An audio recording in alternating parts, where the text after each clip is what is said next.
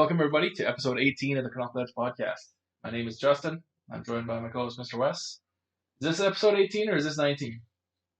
Pretty sure this is Big 19. Welcome So to we're episode 19. we're supposed to have a little celebratory going on, and I made sure not to say anything till we turn the camera on because I wanted to have a little couple drinky poos.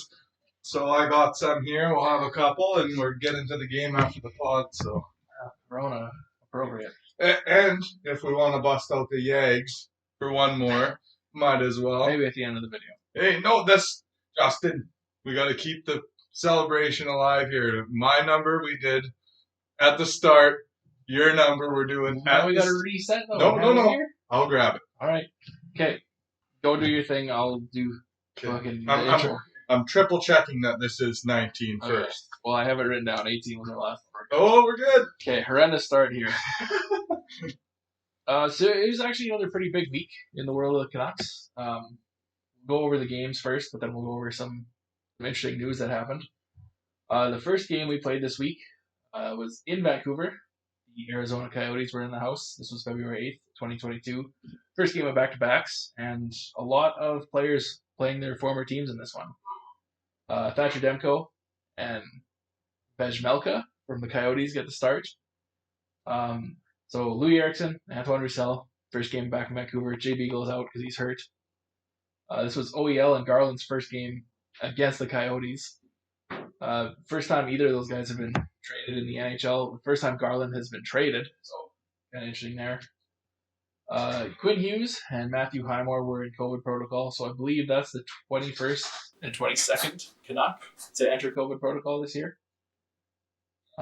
This one was all Coyotes off the bat. Not all Coyotes, but they definitely looked like the better team of the two. Demko had to be good at the start. And this one was 0-0 after one. Which was the first game, the one where Miller and OEL got 400 or 500 points in the same game?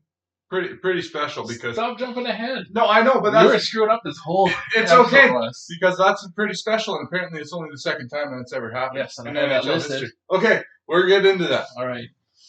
So this one was 0-0 after the first. Like I said, Demko was sharp this game, like he always is. But he had to be this first period. The Coyotes had a couple of chances early, and if they get one or two, like who knows what happens. So in the second, we had a goal from Connor Garland, a one-timer from the slot, and on a good pass from Noah Juulsen.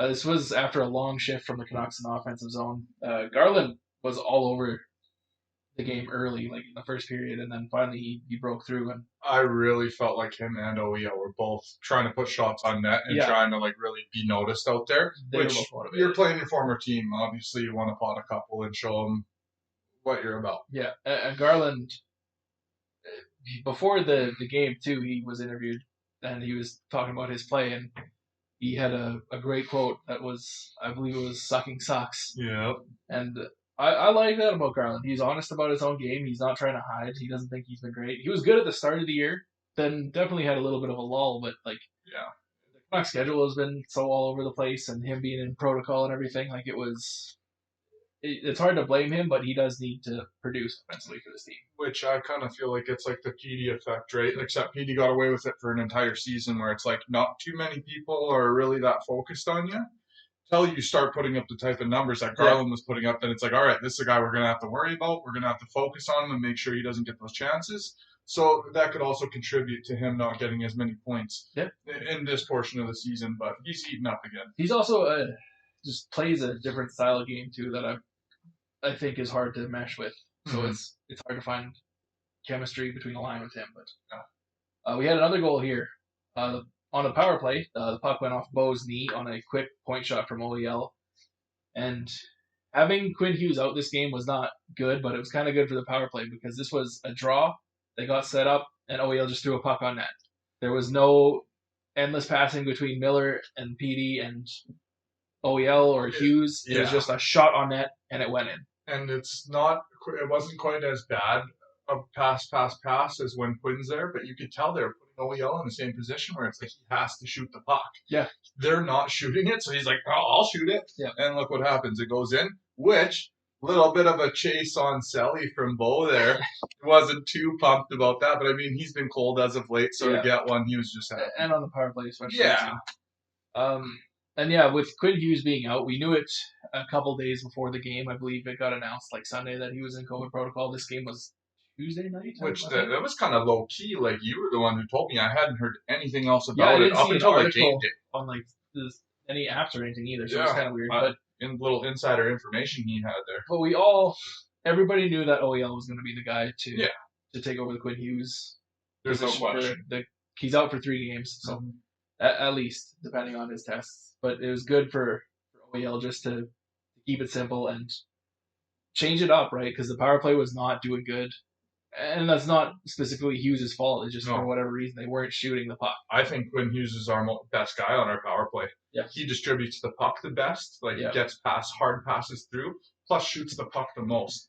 These other guys just got to start shooting. And it's something we talked about too, right? Like, all 4 of the guys on the ice, except for Quinn Hughes, are one-shot goal scorers. Mm-hmm. Quinn can definitely, like, he's trying to get deflections or maybe score. I don't really know, but it is up to Miller and Petey to start shooting from the slot more instead of just throwing it back to him, because you handcuff him a lot of the time. Put him in a tough position. People start pressuring them, and then you're still trying to throw pucks back to him. He's like, what am I supposed to do here?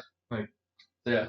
Everybody needs to start shooting on that one to open things up. Yeah. And yes, Miller got the second assist on this one for his 400th career point. Congrats, JT. Congrats. Then we had another goal from Elias, the alien Pettersson. And this was a vintage PD goal. This was a mean wrist shot. Yeah. Off a great bank pass from Höglander and a great backhand pass to Puckhold. And then Petey was kind of in the one-on-one with the defenseman and just like a rocket. They didn't say the speed of that shot, but it was a rocket. And it was funny because he kind of had a guy a little bit on his heels, but you could tell Buddy just kind of gave up. He just lets it go right over the glove. Beautiful shot. And this one, too, I think Luke Schenn kind of played a big factor in this goal because Clayton Keller got the puck. And you could tell he didn't want to carry it in the zone because Schenn had him lined up. If Keller took it in, Schenn was going to murder him. Yeah. So he kind of threw a weak dump-in attempt, and it just kind of, I think Myers picked it off, and it went to Höglander, and then this whole thing happened. So that physicality of Luke Schenn is paying off. Which this is a trend right now. Luke Schenn, man. This guy has just been amazing for us. Throwing lots. Just as of late, literally, the past couple weeks, he has been lights out. Yeah, he's been maybe our best defenseman the last couple weeks. Yeah, he's been great. So this year we had 3 goals in 2 minutes and 22 seconds. 3-1 Canucks after 2. Then in the third, we had a big one. This could be a potential goal of the year from JT Miller. I believe it was OEL, just had the puck behind Demko. Mm-hmm. Miller came, picked it up, and just end-to-end, nicely slid the puck beside himself and went around a defenseman, a Coyotes defenseman, and then tucked it in past the pad of Vejmelka. And yeah, just a great goal.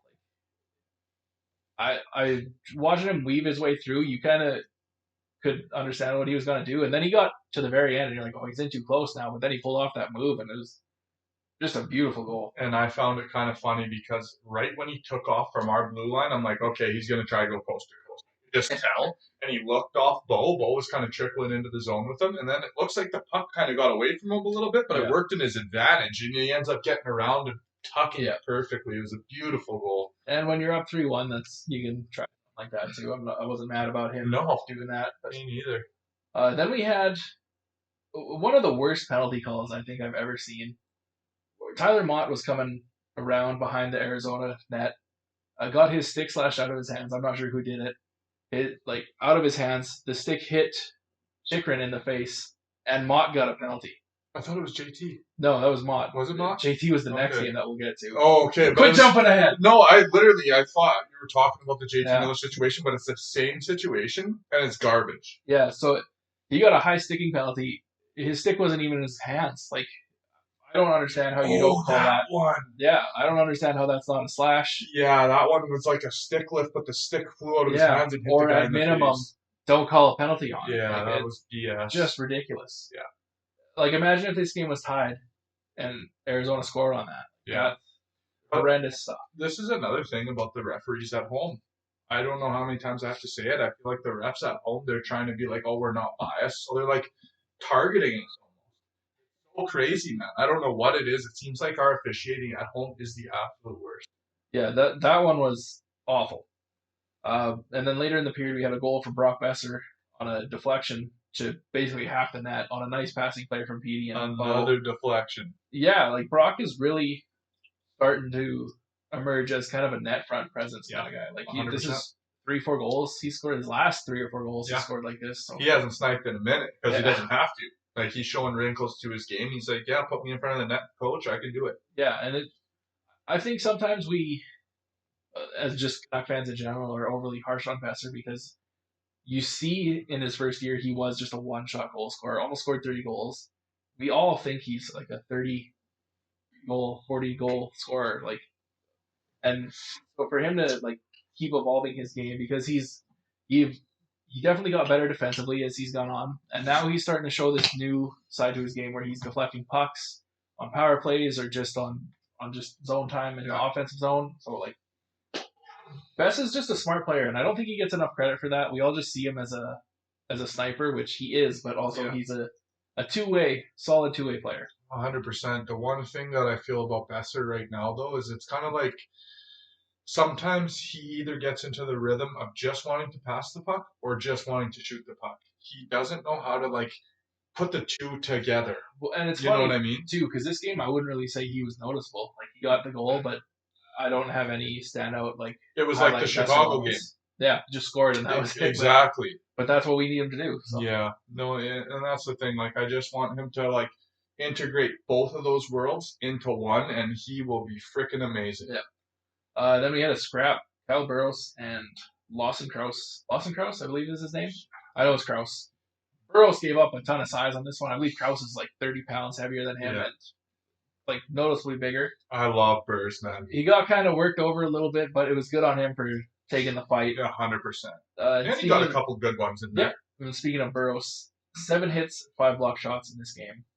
And yeah, like he's been kind of the talk of the Canucks media a little bit, that he's really starting to like work his way into being a everyday defenseman. I think he should be, man. He shows a ton of heart.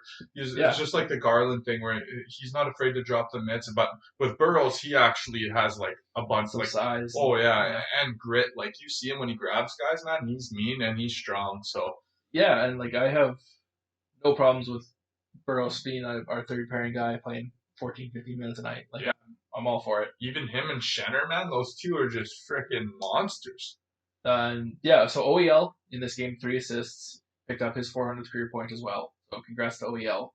And the whole decor in general was pretty good in this game and had to be because Quinn Hughes was out. So that was the big question, is how our defensemen would fare without Quinn Hughes playing 25 minutes a night, right? And OEL stepped up. Tyler Myers stepped up. I think Myers played 27 minutes. OEL had 3 points, including a power play assist. Yeah. So good on the guys. 5-1 win for the Canucks.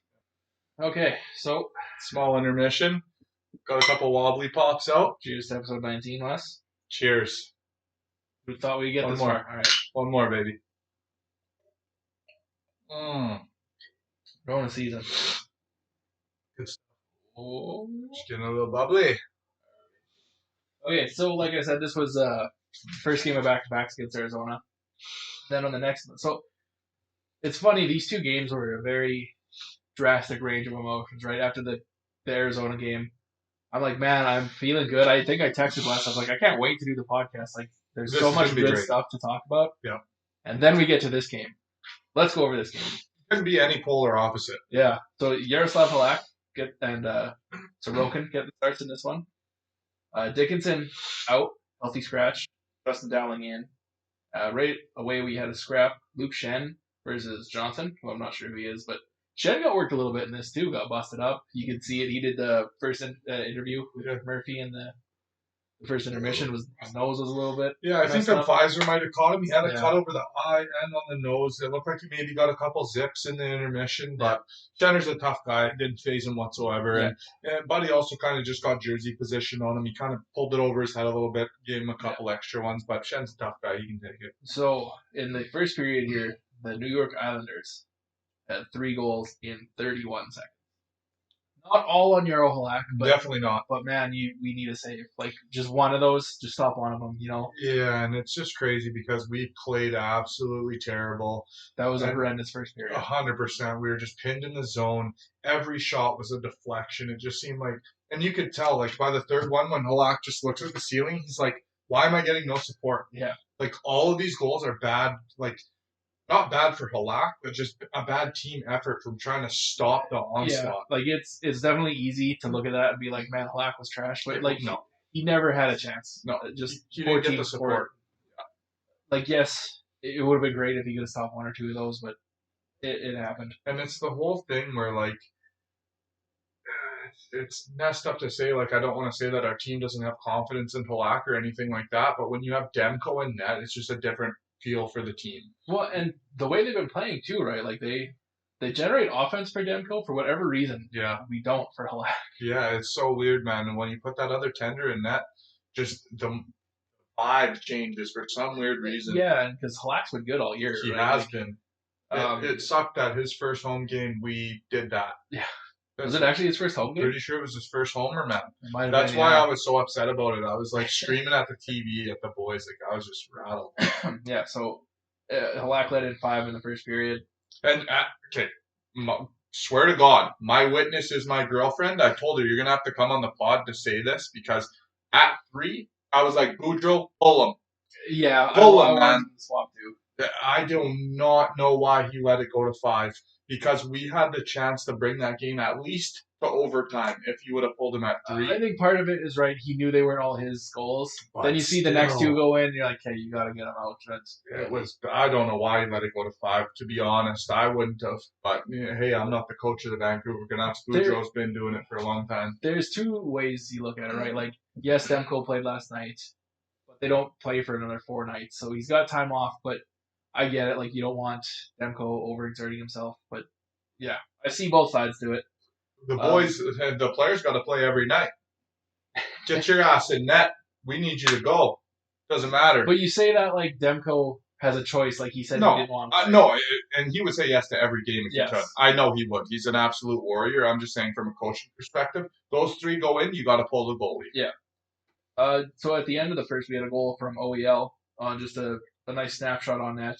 It was one the Canucks needed to. Right? This was, I think there was a minute 20, a minute 13 left, so it was at least get out of the first with something positive because this was horrendous. Yeah. So this was 5-1 to the Islanders after the first period. Then in the second, I believe, we had Petey with a nice power move in the corner.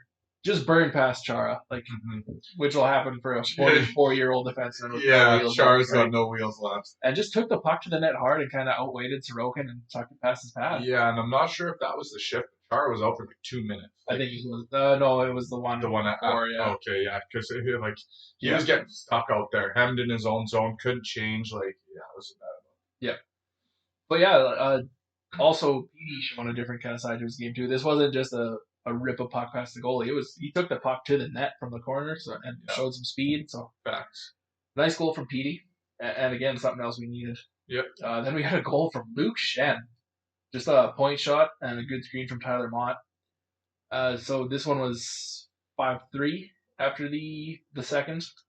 And that's kind of the end of the game there. Yeah. Well, Wes was talking about the JT Miller penalty. So what happened? Miller was going in the corner. Yeah, in the corner in a puck battle. There was a couple, like 2 Canucks, 2 Islanders. Yep. I don't remember what Islander came in, but slew foots Miller. Bad. Yeah, Miller's stick goes up, hits him in the face. Miller gets a 4-minute penalty, and the other guy gets a 2-minute penalty. Which Boudreaux argued the exact same point to the referee that I was screaming at the TV at the time. It's like the guy who committed the foul, if he gets high stick by an uncontrollable stick, that's on him. Yeah. That is not on JT Miller. He's not in control of his stick, man. He just got completely taken out. Yeah, like a blindside slew foot. Like he has zero control over himself. Yeah. I see it if JT Miller is on his 2 skates and he's in control of his body and the stick comes up, that's a different story. Yeah. But when he is flying through the air and the stick comes up, what do you expect, man? Yeah, like these 2 penalties, I just don't understand how you call. How does a guy get a high sticking penalty when he doesn't have his stick in it? At the most, 2 minutes each. That one, yeah. 4 minutes for JT Miller, man? For getting tripped. You got 4 minutes for being slew-footed. That's Just crazy. Doesn't make any sense. No. And maybe, hey, let's talk about this. Is it like that because it's JT Miller? If that's Elias Pettersson, if that's Brock Besser, if that's Quinn Hughes, is it a 4-minute penalty? I think that one is just because the refs are shitty, but I don't know if it's do you because just mean it's because it's JT Miller. superstar kind of thing, or just because Miller has a rep, or like That's what I mean. Is that Miller plays a tougher game. Yeah. And a PD or a Brock, they have kind of that innocent streak to them still. You know what I mean? Yeah, I see what you mean. Where I don't think the ref kind of targets him there. I think it's because it was JT Miller, and he's like, "Hey man, you were playing the puck hard. Go to the box." And it's like, Yeah, that's such a bad thing to do as a referee, but maybe that's the case. I don't know. yeah, and it doesn't make sense in this game either, right? Like the Canucks were down by 2 goals. Yeah, why give why Why give the Islanders a power play, right? Yeah. Like, you remember the other season there that ref got fired because he said he was looking to give Nashville or Detroit a penalty. I don't remember who. Yeah. Like, don't call the game like that. Just if you call like the game the way it is, right? And this team takes 3 penalties in a row, they're gonna stop. Yep, and don't feel the need to have to call a penalty on the other side to even things out. Like, that's another known thing about referees is they try to, like, even it out. You know what I mean? Like, oh, they've had 3 penalties. Let's at least give this team 1. Let's look for a penalty. Yeah, don't do that either. Yeah, it's garbage. Call penalties as they are. Throw the notebook out. Don't keep track of who's got penalties here and there. Just call the game how it should be called. Wes and I have had problems with the officiating in the NHL for years. This is like long before just the start of this. Surprised I'm not balding, to be honest with you. It is horrendous, and yeah, just 2 penalties that you just have to look at and be like, how do you call that? And then we get buried with 1 in the third. Yeah. So yeah, this was 6-3 for the New York Islanders. Just the opposite end of the spectrum. And the Canucks were good in the second and third. They were, man. The Canucks were really, really good in the second They made period. a hard push. And I mean, look who's between the pipes on the back end. Yeah. Then they start playing real hockey. But at the end of the day, I don't put that on Halak either. We've been like that all season. Yeah, like with the game before, Demko had to be great in Arizona. Yeah. So or in Vancouver against Arizona. So we can't have these bad starts like that. Man, honestly, the Vancouver Canucks, we got some money. Aquilini, put a little ice surface outside. Let's have a period before we come out on the ice. Please. Play it first before the first? Yes. Let's get in game shape before the game even starts, because this week starting stuff can't happen anymore. And especially like the 2 teams we just played are not high firepower teams. We play the Maple Leafs tonight, Saturday night. Ooh. Like if you have a bad start, like this, you could be out of. It's off. Yeah, it's off with our heads. Off our heads. Yeah. Yeah. You were right again. Also, I know, man. I'm 100%. It's going down. If we ever get to the point where we can make a T-shirt, that might be the first one we have. Off with your heads with the frickin' Winnipeg head laying on the ground. So yeah, this was 6-3. Vancouver Canucks lose this one. Yeah. And yeah, like we said, just opposite ends of the spectrum, right? Like after that game against Arizona, we're like, this was a great game. Like it was a get right game. Yes, it's the Coyotes. They're not a world beater, but we beat a team we should beat. Yeah, and that's the thing that I thought after the loss was like, okay, we beat a team we should beat, and then a team that we definitely could have beaten. Yeah. Kind of just took advantage of our bad play in the first, and we pushed hard in the last 2 periods, but it just wasn't good enough at the end of the day. Like, if you watched just the second and third, you'd be like, how was this game 6-3? Yeah, like, we pushed hard, but the fact of the matter is we got to come out ready to go first period from now on. I don't care if you got to get the boys on the bikes, get them going hard, getting a sweat up. I don't know what you got to do to get us ready for the first period. But you can't take 20 minutes off. No, we have to do something different to come out ready. And I had something I was going to say, and I completely lost my point. Okay, well, while you think of what you were going to say is, you should have heard me after that second game. What? Oh, my God. I was about to trade every player on our team. I remember. Okay. So, did I really just lose it again? I think I totally lost it again. That's okay. Okay, now I remember. So, after the Islanders scored their 5th goal, I really considered turning this off. Yeah. And just being done with it. Because this was a 9:30 puck drop for us. Yeah. We don't want to stay up. We have to work. When this game ended, it was midnight here. Yep. And I didn't want to stay up for garbage like this. I was like, I'm gonna give him. And then it got kind of Yeah. fun. After OEL scored, I'm like, okay, I'm gonna give him a period. Then they had that second, and it was 5-3, and I was like, okay, we have a chance here. Yeah. And then they lost, but Yeah. still, it was fun to stay up for though. Yeah, it was nice to at least have them show some resilience, right? They Mhm. They weren't just trying to get through this game after that. No. They were trying to win and come Yeah. back. And it was so funny because I was saying to my girlfriend, it was 3-0. They scored 3 goals in 30 seconds, and I say to her, they score 2 more this period, I'm shutting it off. They score 2 more, I'm like, I'm sticking around. And I had to. I wanted to watch the game. I was excited for it. And that is one thing that I think is different about this team than teams in the past, where usually when they get buried, they do just kind of try to get through the game. This team does show guts, right? Like they fought and they tried so hard to get back into it. They did a pretty good job. 5 goals is hard to battle back from, especially when it happens in a period. So as shitty as that was, they also showed a lot of heart in this one. Yeah, you really feel bad for Halak at the end of the day. Honestly, it probably put a really bad taste in his mouth. He's trying to show his game in front of our fans. And not be replaced by Spencer Martin. Right. And then that happens. And, honestly, I don't think, he kind of heard what Boudreau said when the media asked him after his great performances, do you think there's kind of a battle there? And he said, no, there's no battle there. Because, Boudreau has coached against Halak in big games and seen what a goaltender he can be.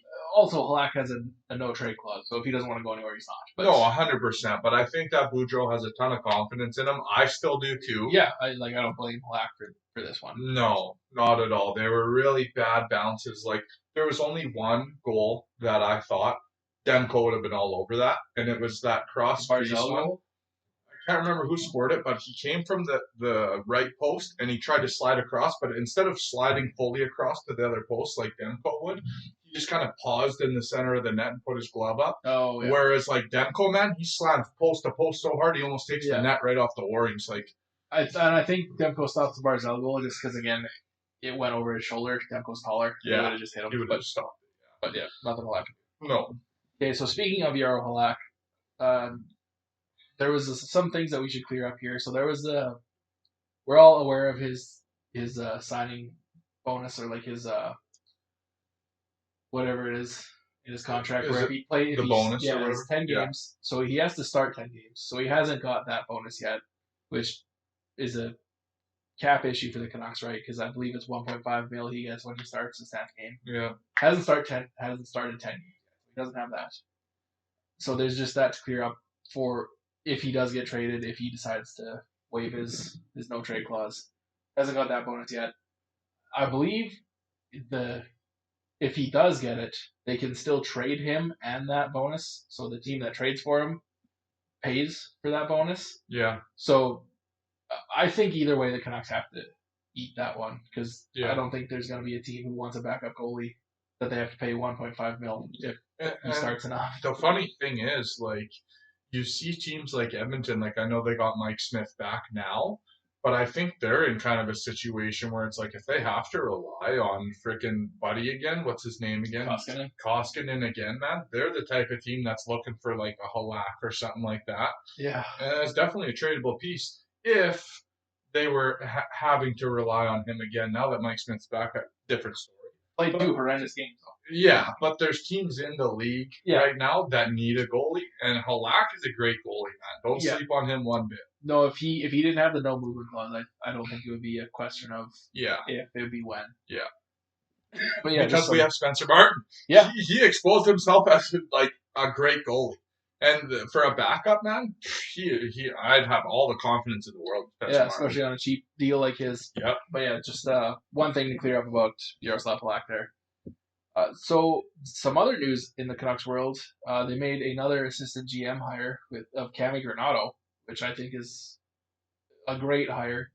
And the Canucks are the first team in the NHL with 2 women assistant GMs. So that's pretty cool because they're going to be kind of held as the standard, right? I'm sure that's something Gary Bettman will be like, oh, look at the Canucks. Yeah. So a cool thing from Rutherford to kind of have this new way of building a team and thinking being assembled. And Cami Granato was scouting for the Seattle Kraken. Yep. Spent a lot of time in Vancouver from everything I've heard, right? Yeah. Makes sense, right? She lives in Vancouver, go scout the Canucks. Yeah. So she knows the team. She scouted these players a lot. So already has a kind of an advantage and a head start there. I believe she's lived in Vancouver for a while. So another good hire from the Canucks. And one thing that I'm happy about is that we had like half of the amount of staff before. So now that we have this amount of staff, I feel like good decisions will be made. Yeah, there's a lot of input. Yeah, instead of being like, Tyler Myers deserves $6 million. Let's F up this whole team. Yeah. No, that's not happening anymore.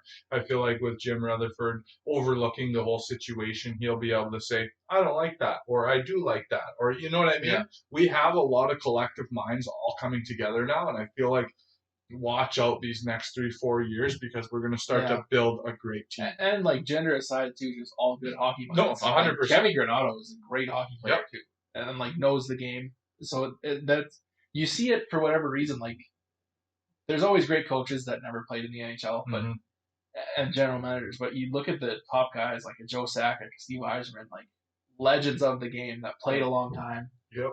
I think you just have such a different viewpoint when you've been in the show for a long time, and which I'm pretty sure Martin St. Louis is behind the bench now, and that's amazing. Like I love seeing that because as a player, like if you're taking constructive criticism, you want it to be from a guy like that who's been in the league, who's played, had to fight to get into the league. Exactly. Like, as a little guy in the if you're too small, you can't play in the show period of the NHL. And that's what I like about our last two coaches, Travis Green and Boudreau, both played in the NHL. You can take criticism from them, no problem, because it's like you've been here, you've done that. Yeah, they kind of get it. Yeah.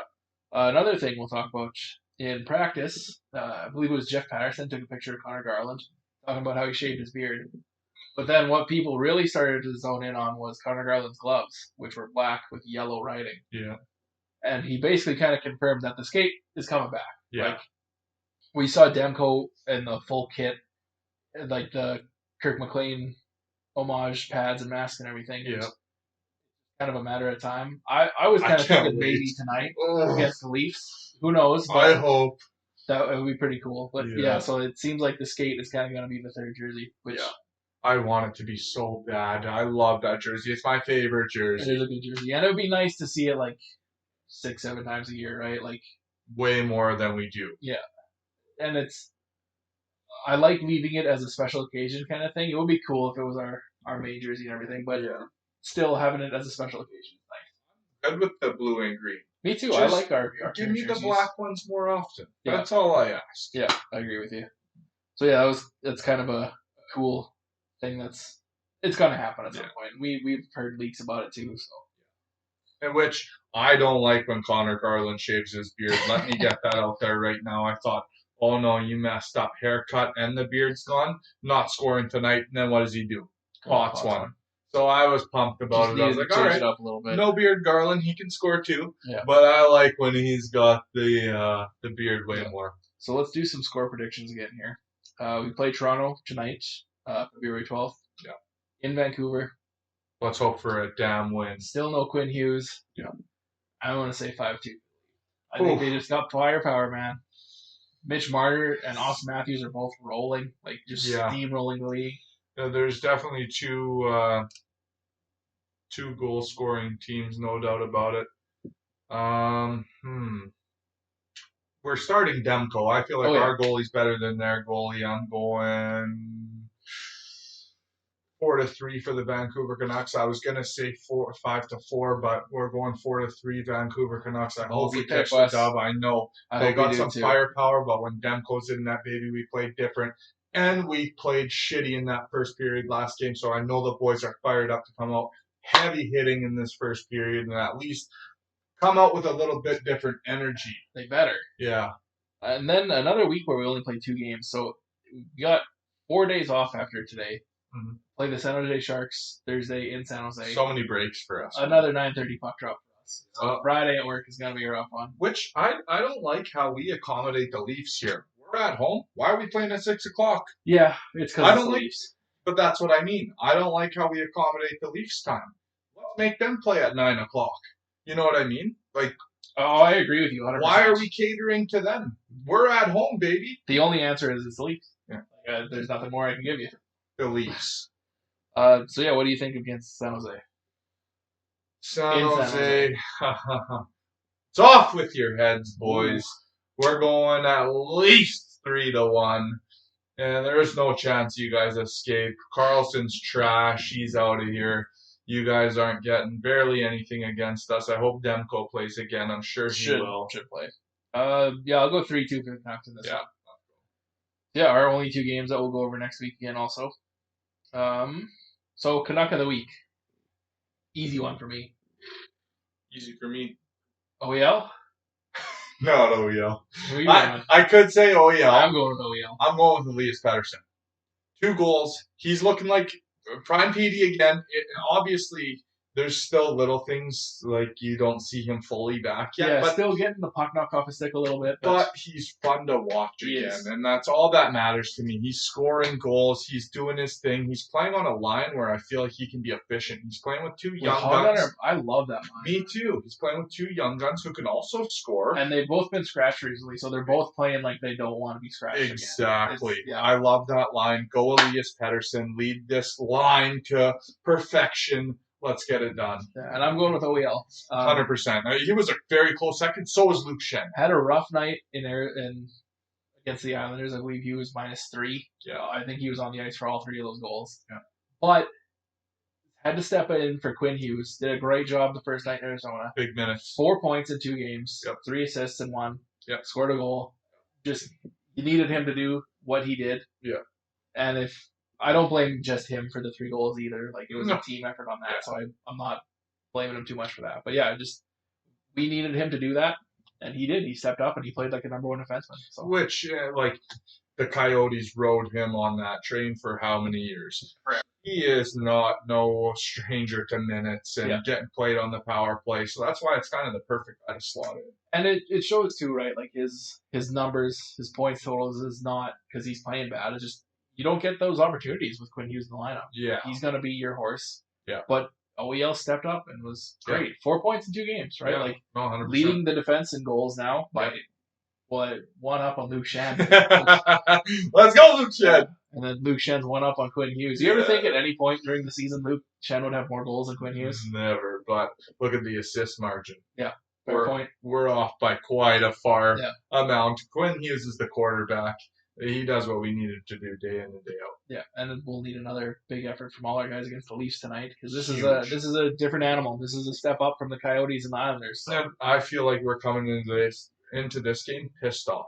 I think so. We too. better be. Yeah. Like we're at home. Like let's go, boys. Let's put a better effort in front of these fans and show them we're not coming out lazy in this first period. Bo, I want to see you out there throwing big hits and doing big things, firing the boys up, get vocal on the bench, be a leader for this team, man. Let's go. Because I said after that second game, that loss, I was saying, trade Bo Horvat, trade JT Miller, trade Connor Garland. Only players we're keeping is Quinn Hughes, Bess, and Petey. Trade them all. I was so mad, but the emotions got the best of me that night, boys. I think we come out better tonight. Let's get it done. Yeah. So I'll go on to my tweets of the week here. This one's from Jeff Patterson, co-host of the Rink-Wide podcast, a reporter for the Canucks. Mm-hmm. At Patterson Jeff on Twitter. This was from the game against the Coyotes. He tweeted out, Louis Eriksson has been quiet tonight. Very, very familiar feeling for Canucks fans. Yep, he took a couple big hits in that game too. And then my next one I have is from Thomas Drance, who we all know and love. The Canucks have received just 46 points in 47 games this season from defenseman not named Quinn Hughes. 11% of those points came in one game Tuesday night against the Arizona Coyotes. Which is crazy. It is crazy and kind of sad, but they're getting those points. And Quinn's getting the amount of minutes that they're not touching. Yeah. So definitely hard to put up points when you're not putting up that amount of minutes, but it just shows how good Quinn Hughes is as well. And now hopefully the team sees OEL kind of in a different light and he gets more offensive minutes. Like, I know you're not going to put him on the first power play, but let's let the second unit run some time when the first unit isn't rolling. Yeah. And if Quinn comes back and they go back to not shooting forever, throw OEL out there. Oh, It's hard to do that, right? Because you don't want to punish Hughes, because I don't think Hughes is the reason the power play isn't working. No. But It's definitely not Quinn. It's our shooters, man. They're not shooting the puck, and you see the frustration in Quinn's shots when he finally lets it go from the blue line. He's frustrated. You can tell.